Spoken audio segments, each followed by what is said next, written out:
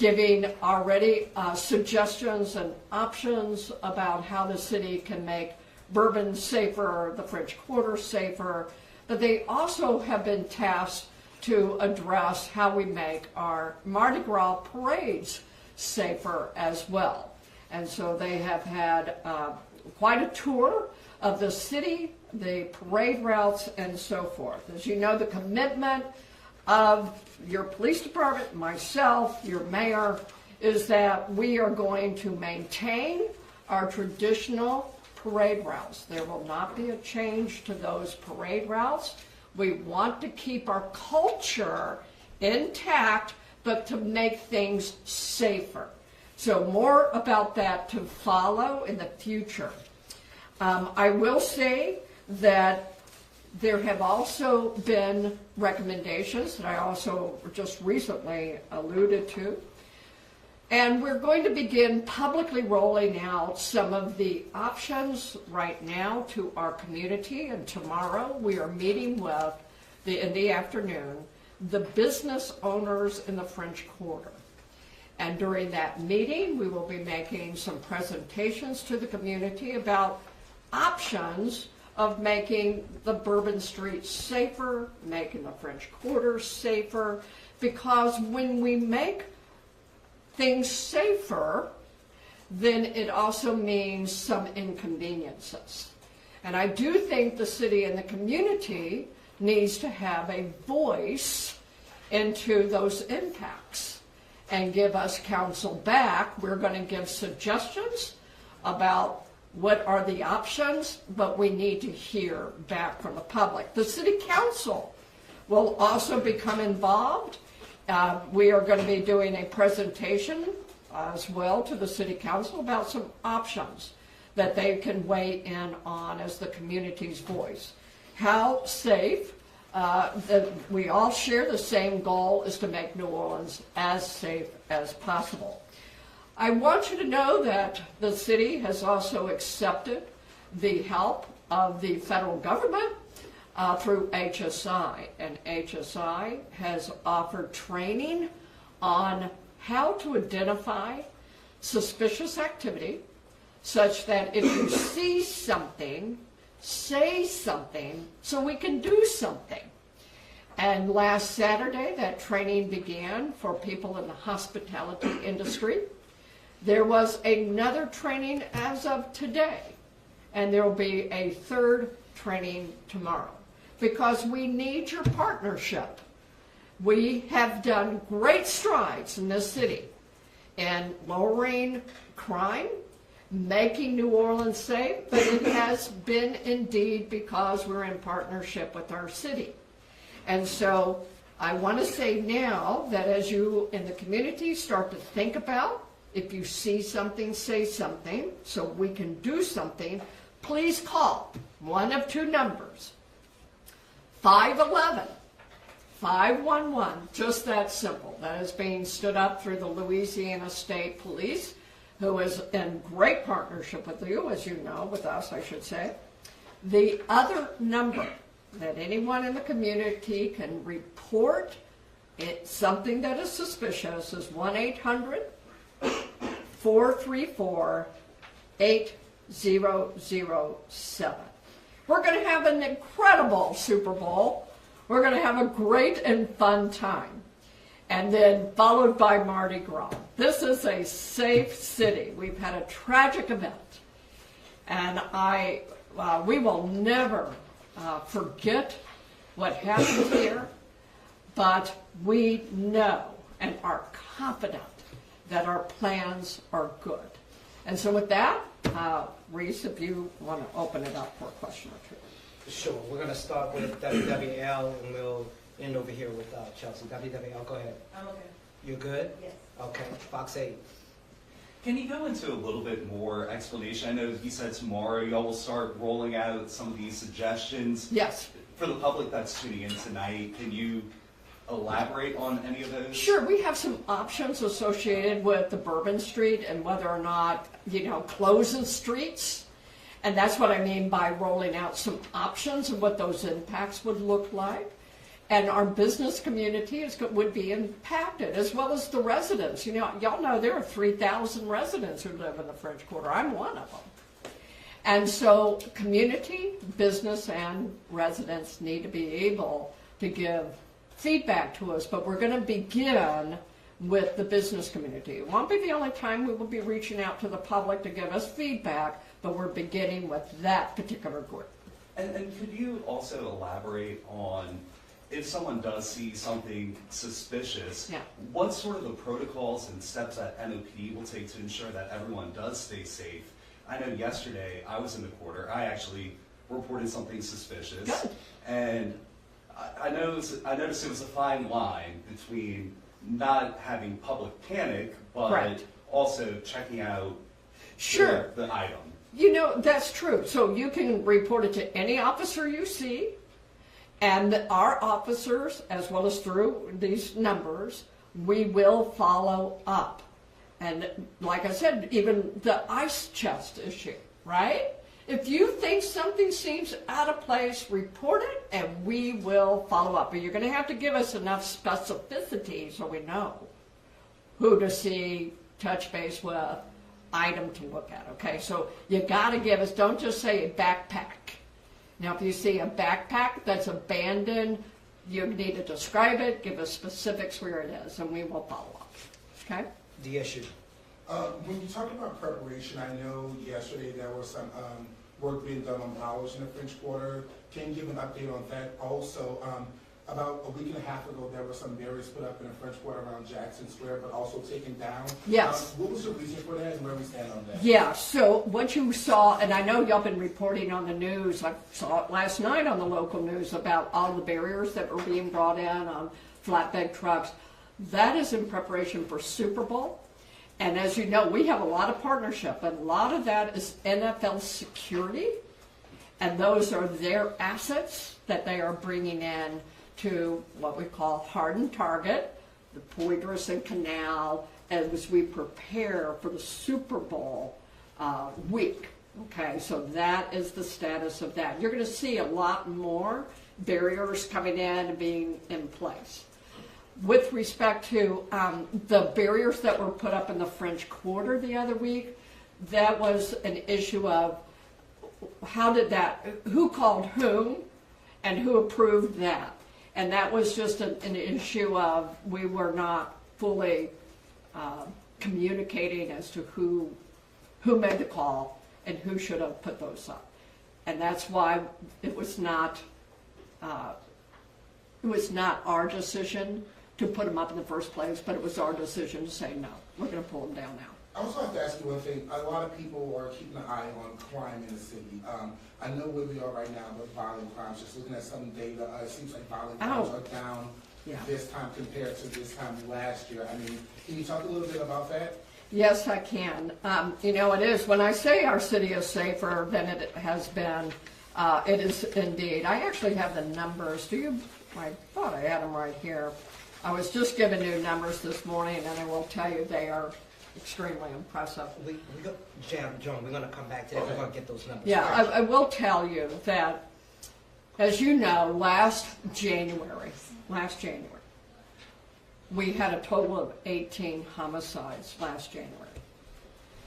Today, we sit at 20 murders. I should use the term murder, not homicide. Those are different numbers. So last year, we had 18 for the total of the month of January. Today, if we were looking at like categories, and I have to say this because it's really important. Whenever I talk about a stat or a number, I am not unmindful that represents a person who has lost their job, lost their life to violence, and there's grieving families. The terrorist victims were 14 of our 20 who died this January. If you were to only look at like categories, though, because most of our murders are shootings, we are at 6 today. So 6 compared to 18 last year, we are indeed becoming more and more safe. And that is not being toned up, 2 are victims of the terrorist attack. But when we look at our strategies and are they having impact, 18 to 6 for shooting deaths. That's why I made the comparison. And we will always run those terrorist victims in our numbers, but that's the distinction between them, okay? All right. Jonah, we're going to come back and give you just a little bit more meat in a second, but for now, we're going to go to GNO. Go ahead, GNO. Oh, here they are. So we will give these to all of you. So before we go there, let me just finish this remark. So as of this morning, we had a 65% reduction in shooting murders, 65% reduction. In our non-fatal shootings, as of last year, which was a record year, as you know, we're down 31%.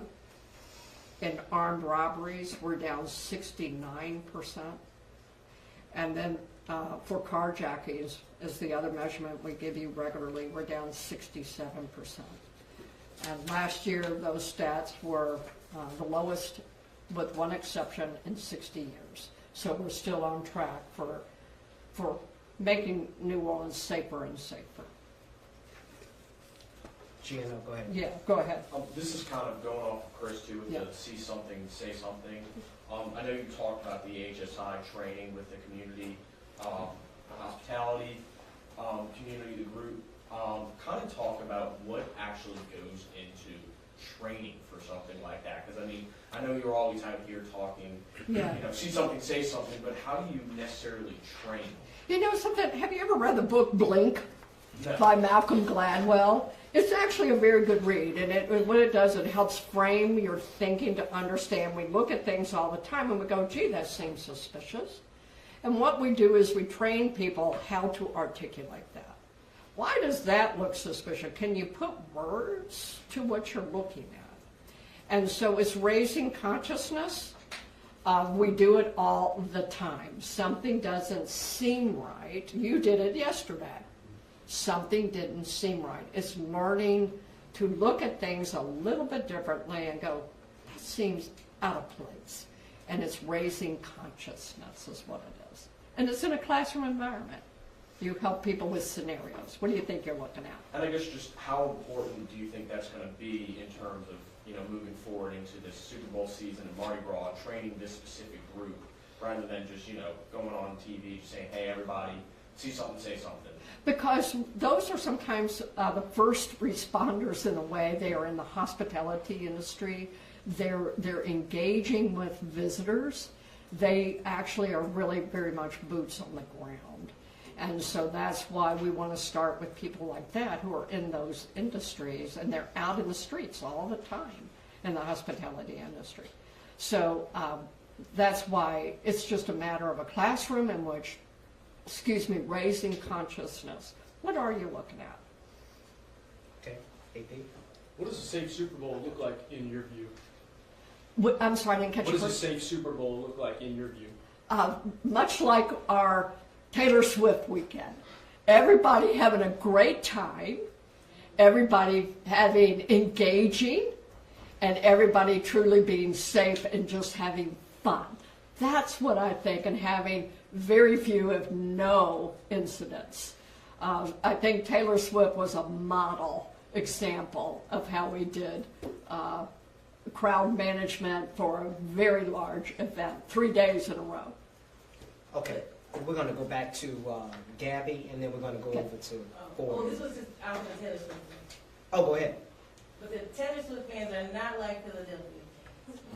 I didn't quite hear that, so I'm sorry, I didn't quite hear that. Taylor Swift fans are not like Philadelphia fans. Oh, is that what it is? They like the Chiefs, of course. We're factoring that in, Well, no, actually. I'm saying Taylor Swift fans are different than Philadelphia fans, and I'm actually concerned about the Philadelphia fans from what I'm seeing on TV. Are y'all in any way concerned about Philadelphia fans getting rowdy? No. And I'm going to say because, we expect the fan base to root and cheer for their team. Someone's going to lose. Someone's going to win. And so I think that we have proven as well here in New Orleans that our crowd control and our management, we're a very tolerant city, but we are not a city that is going to put up with lawlessness. You can be tolerant without being lawless. And so it's the intervention, but no, I think both fan bases will be well behaved. Okay, there you go. Go ahead, Gabby. Hi, Chief. Gabby Hill at the Times-Picayune. I'm curious, do y'all have a specific rollout plan for the different agencies? I know you always say, these big events are multi-agency plans. I'm curious if, I know like sometimes there's like LSP and I'll speak to that because we do have this pretty well mapped out. So go ahead. Thank you. So to answer your question, we have been in talks with the various federal agencies. We do know where they're going to be. We're not going to divulge that right now. They're going to have multiple tactical teams. They're going to have undercover officers, and what we're going to do is spread them out not only in the dome but also the exterior of the dome, in the French Quarter, and the CBD. So they'll be responsible for different geographical areas, and their duties will be responding to those areas that require their help. Thank you. All I have Go ahead, Jack. Oh, go ahead. I'm sorry. Yeah, I just had one more question for the Chief. Okay. Thank you. I'm curious if you can expand a little bit on how Mr. Bratton's team specifically will assist in the Super Bowl. I know, you talked already about potentially closing streets or just overall working with French Quarter. So I do want to remind people, the Super Bowl planning has been underway for 18 months, okay? And they are, the lead agency associated with Super Bowl planning is the NFL security team, led by Chief Kathy Lanier. And we are absolutely, they actually all know each other. This team, the Teneo team, knows everybody. So they absolutely have had conversations. They are in lockstep with them, but the lead agency for Super Bowl is NFL security. Okay. Okay. Jack. Yeah, Thank you, Chief. has the federal funds freeze in any way affected Super Bowl planning and The federal operations? funding? Yes, the executive order freezing federal aid. Oh, yes, it does. And so, as you know, those emergency declarations by the governor, as well as the Tier 1 level that we got to bump up, that has affected how the resources, we have a lot more resources available to us. But the recent executive order, is that in any way affecting the flow of funds available for Super Bowl security preparations? He's talking about the pause. Yes, federal the pause, yeah. I actually don't know that I can speak to that in any way. Y'all have had that kind of experience, but I don't, when you say has it affected, I'm not sure. The positive impact is that there is a lot of an open purse that we would have been more restricted in the purse than we are now because of these declarations. But you're not seeing, because of that executive order, you're not seeing any impacts in terms of the funding that the city may be receiving from the federal government for preparations? No, I haven't. Chief, No. I think, just to clarify, Yeah. today President Trump signed an executive order pausing federal grants and federal loans. I think what he's trying to ask I did not know that. I haven't seen the news today. That makes a difference. If that is Thank possibly... you for sharing that with me because I didn't know. I think he's trying to ask, is that possibly impacting... Well, I don't know, obviously, Any of our because I didn't know resources. about it. I may know tomorrow. Yeah. How about that? Being clear. Yeah, but thank you for sharing that, Chris. I did not know. You got a question, sir? In terms of the plans that you'll be rolling out to the business community tomorrow, do those involve full pedestrianization of any part of the French Quarter or Bourbon Street? Yeah, would you feel comfortable addressing that? Then sure. I'm going to let the chief here to address that. No, good afternoon. As the chief said, presenting a very broad idea, I wouldn't even call it a plan at this point, right, to merchants and residents in the French Quarter, outlining what that security plan would look like. At the high end of that would be a pedestrianization of Bourbon Street, right? That absent legitimate deliveries and other business constrained to certain hours, Bourbon Street would be closed to any sort of vehicular traffic other than emergency vehicles, obviously, and that would include traffic crossing Bourbon Street. Bourbon, traffic would not be allowed to cross Bourbon. And then, obviously, from that, very broad idea, very hard idea, it can be softened in various ways, and that's why the chief wants to get the input from the community. Yeah. What, I guess, is that what you all are recommending in terms of security for Bourbon Street? Like, what? So that would be the perfect level of security, right? If you want to protect against another vehicle ramming type attack, the only way to do that the only way to fully do that is to prevent any sort of vehicular access to the area that you're trying to protect. And what would be the timeline for something like that? I mean, you said it's not even a plan, it's a concept at this point, so we're talking certainly not for Mardi Gras or Super Bowl. No, but thank you for that, Chief. No, we've got our plans in place for Super Bowl. We've got our plans in place for not fully for Mardi Gras, because we're going to add some more things, and I can't speak to those yet. What we're talking about is the long-range plan. Okay, the long-range plan. What would be the suggestion to pedestrianize the Bourbon? That is a community decision, because there are impacts. And that's why the community should have a voice. The business community should have a voice. We will present options, but that will be a community's decision, because if you completely, permanently make the Bourbon a pedestrian route, you will have impacts. And I think people want to be able to say, hey, have you thought about X, Y, Z? Have you thought about the fire trucks? Have you thought about ambulances? These are things we've already begun having those kind of conversations. So when we have our meetings, the fire chief is there.